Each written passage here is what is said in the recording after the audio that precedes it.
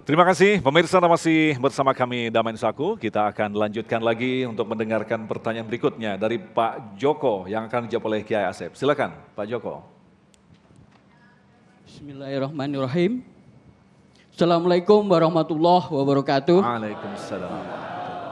Mau tanya Pak Ustadz, saat ini pondok pesantren itu adalah yang utama atau dasar pembentukan akhlak Islami yang utama.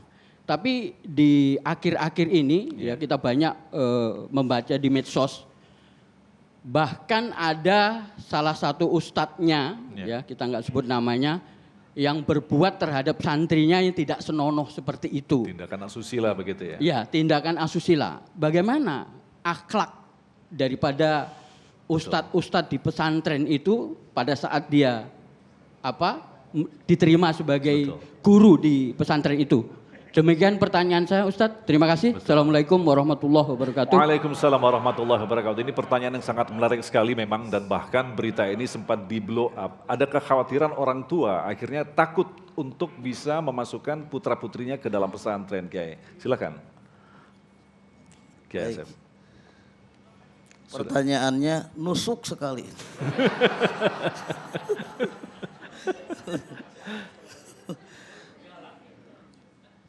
Tapi tentu kita harus bijak juga. Tidak semua pesantren begitu. Itu mah namanya oknum. Itu namanya oknum. Kenapa terjadi seperti itu? Ini tadi sudah dijelaskan oleh beliau. Tidak menggunakan metode Rasul dalam mendidik anak, yaitu keteladanan.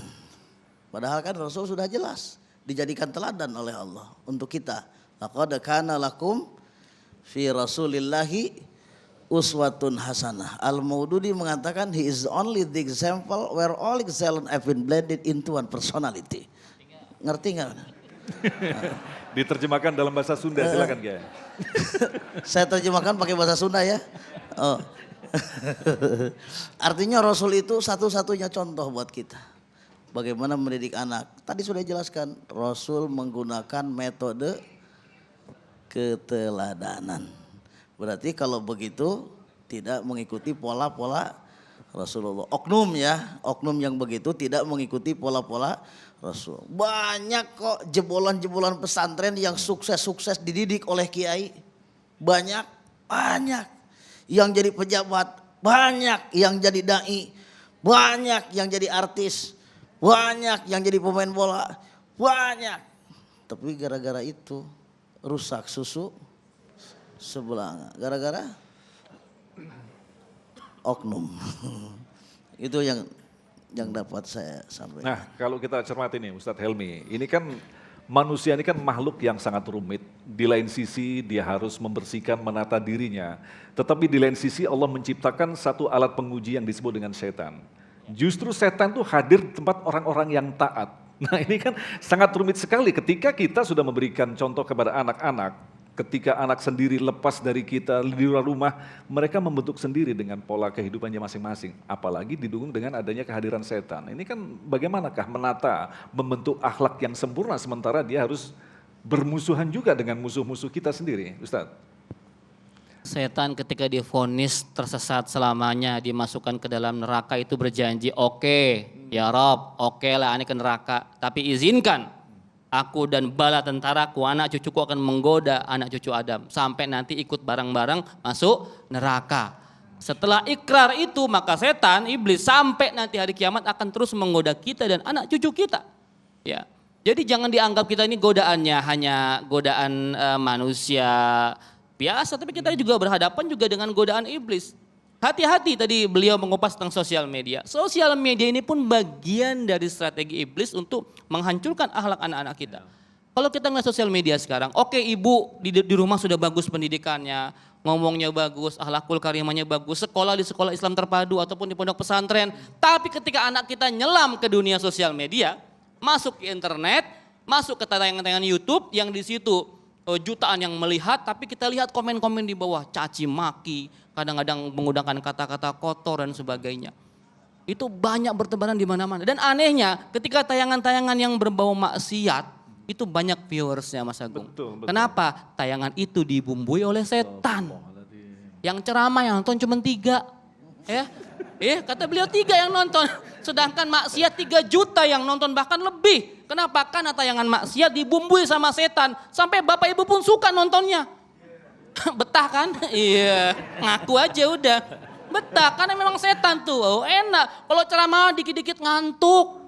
Karena setan sedang bergelantungan di kelopak mata kita. Ayo tidur gitu ya. Jadi memang setan tugasnya menggoda kita dan anak cucu kita. Makanya kita harus berikrar juga. Kalau setan begitu kita lawan juga. Jangan kalah sama setan. Harus lebih pinter dibanding setan. Walaupun kita sering kalah. Ya, karena mungkin kita ada saudara sama setan juga jangan-jangan. Begitu ya. Maka sering-sering ta'awuz ya. A'udzubillahi minasyaitonirrajim. Nah Kiai, kalau kita kembangkan tadi bahwa salah satu metode adalah punishment. Apakah kita masih bisa memberikan punishment kepada anak-anak yang memang sudah dewasa begitu? Katakanlah mahasiswa yang dia sudah bebas secara berpikirnya. Apakah dalam tanda petik masih berlaku untuk memberikan punishment kepada anak-anak seperti ini Kiai? Usia mahasiswa begitu Kiai? Ya, Sudah menyala Kiai? kalau metode Rasul kan seperti itu. Tadi dalam hadis kan dijelaskan salah satu contoh. Muru auladakum bisolati wahum abna'u sab'in wadribuhum alaiha wahum abna'u ashrin. Suruh anakmu sholat kalau usianya sudah 7 tahun. Pukul mereka kalau usianya sudah, kadang-kadang ibunya bingung. Anak saya 10 tahun kalau nggak sholat dipukul. Ini suami saya udah 70 tahun.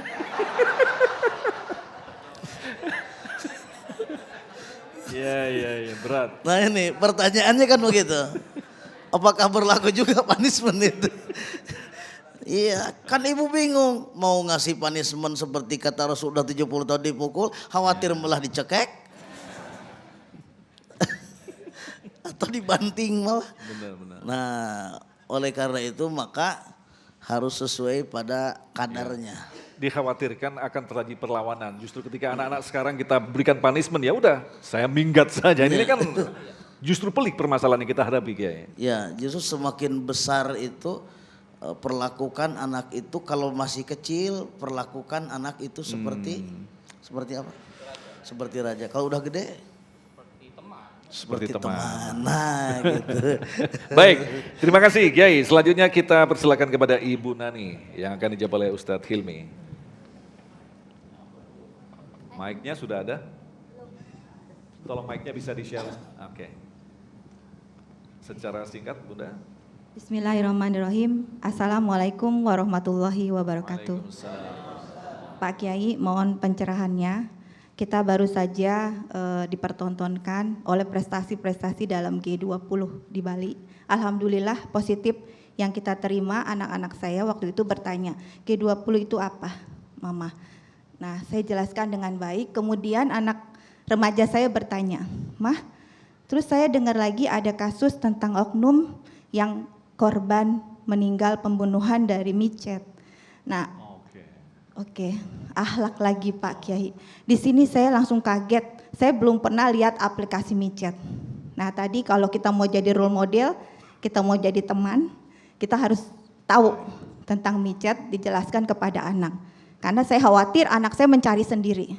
Betul. Pertanyaannya? Ya, Bunda? pertanyaannya saya mohon pencerahannya karena ini adalah PR kita bersama dalam mendidik anak. PR saya dan kita semua Pak Kiai, saya mohon bagaimana caranya lebih detail lagi dalam menanamkan hal-hal yang akhlak terbaik dalam anak kita seperti itu karena udah tidak bisa dihindari. Terima kasih. Itu saja. Terima kasih. Wabillahi taufiq wal hidayah. Wassalamualaikum warahmatullahi wabarakatuh. Waalaikumsalam. Ustadz Hilmi sebagai aktivis media sosial. Sebenarnya banyak. saya ini selain aktivis sosial media juga aktivis pendidikan. Oh, Masya Allah. Praktisi kan saya mendidik mengelola melalui media sosial. Baik, begini Ibu. Kata Ali bin Abi Thalib, didiklah anakmu sesuai dengan zamannya. Ya, itu globalnya seperti itu. Artinya apa? Kalau sekarang kita hidup di era digital, artinya emak bapaknya juga harus melek dengan teknologi. Ini jangan-jangan emak bapaknya nggak punya HP. HP zaman dulu begitu, yang poly ringtone. Ya, anak kita sudah punya smartphone semuanya. Nah, smartphone ini betul Bu, aplikasi sangat banyak. Dan salah satu aplikasi yang paling banyak digunakan untuk maksiat adalah, mohon maaf yang tadi Ibu sebutkan. Kenapa di itu ada fitur Nirbi namanya. Jadi orang menjajakan, mohon maaf ya, menjual dirinya, para PSK, bukan PSK deh, pelacur aja lah ya, jangan dibagus-bagusin. Ya, para pelacur tuh menjual dirinya tidak perlu nongkrong pinggir jalan, tapi menggunakan fitur nearby, artinya dia akan menawarkan ke orang yang ada di sekitar dia. Yang kemarin kita lihat ada pembunuhan, gara-gara yang di booking tidak sesuai dengan pesanan. Itulah era sosial media itu banyak era palsunya, dunia tipu-tipu. Orang cakep, cantik di profil picture-nya, ternyata pas dilihat burek. Gitu ya. Termasuk anak-anak kita, karena saya pernah mendengar ada korban, naudzubillah pembunuhan begitu ya, gara-gara janjian ketemu sama seorang stranger, orang asing ya, yang belum dia kenal, hanya kenalan di sosial media. Kenapa dia mau ketemu? Karena dilihat profil picture-nya kayak opa-opa Korea katanya. Bukan kayak saya, bukan. Gitu. Ganteng banget ini. Pokoknya ganteng. Akhirnya dia mau ketemu, setelah ketemu nggak sesuai dengan ekspektasinya, dan segala macam gitu, dibunuh, bahkan katanya sampai, naudzubillah, sampai dia perkosa, dijual organ tubuh dan sebagainya. Itu semua udah sosial media. Hari ini kejahatan semua via online. Hati-hati, makanya orang tua aware, harus sangat-sangat memproteksi anak kita. Diawali dengan apa? Dengan ngerti dengan masalah ini. Ya, yang saya sarankan pertama, ibu, tolong follow semua akun sosmed anaknya. Anak kita nggak main Facebook. Facebook itu untuk orang tua jadul.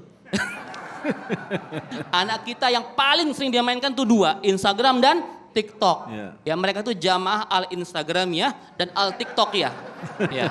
Jadi ibu harus melek sama dua media itu. Ibu follow, ibu lihat siapa teman-temannya, historinya kalau perlu dicek, sesekali razia HP anak kita, dilihat ada apa di galerinya, videonya, picture-nya. Memang harus seposesif itu kita hari ini. Agak capek dikit mungkin, tapi nggak apa-apa dibanding anak kita nauzubillah langsung dapat kabar meninggal dunia, diperkosa seperti itu. Nauzubillah summa nauzubillah, makanya Bapak Ibu sekalian melek teknologi. Betul, bahkan sekarang ada ketika ibu-ibu mengikuti akun anaknya ada namanya second account. Itu dia. Nanti third account. Itu dia, Masya pinteran Allah. dia sama kita. Ya, makanya harus pak pinter-pinter sama anak kita. Ya, jangan mau kalah sama anak. Ibu, basicnya ini apa? Yang beliin HP siapa? Orang tua. Yang beliin kuota siapa? Orang tua juga, jangan kalah sama anak. Baik. Gitu ya. Terima Semangat kasih orang Ustaz. tua. Kita lanjutkan lagi pertanyaan selanjutnya. Bapak Arsil yang kita akan jawab nanti di segmen selanjutnya. Bapak Arsil, siap, sudah menyala mic-nya Pak? Sudah. Assalamualaikum warahmatullahi wabarakatuh. Sangat menarik sekali apa yang disampaikan oleh kedua ustadz kita yang luar biasa saat ini. Yang kami ingin tanyakan adalah, dalam pergaulan seperti sekarang, kita akan sebentar lagi akan ada kenaikan kelas atau masuk dari SMP ke SMA, dari SMA ke perguruan tinggi. Pastinya anaknya hampir setiap tahunnya itu pasti ada tawuran di mana-mana, kemudian bawa rantai segala macam yang bisa memberikan kecederaan kepada anak-anak kita yang lainnya. Sekarang yang pengen kita tanyakan adalah bagaimana peranan dari ulama dan pemerintah untuk membuat sebuah preventif agar acara reunian tiap tahun ini bisa diatasi dengan baik ke depannya. Begitu aja Ustaz. Assalamualaikum warahmatullahi wabarakatuh. Waalaikumsalam warahmatullahi wabarakatuh. Pertanyaan menarik sekali, tentunya kita akan jawab selepas pesan-pesan berikut ini. Tetaplah bersama kami, Damai Indonesiaku.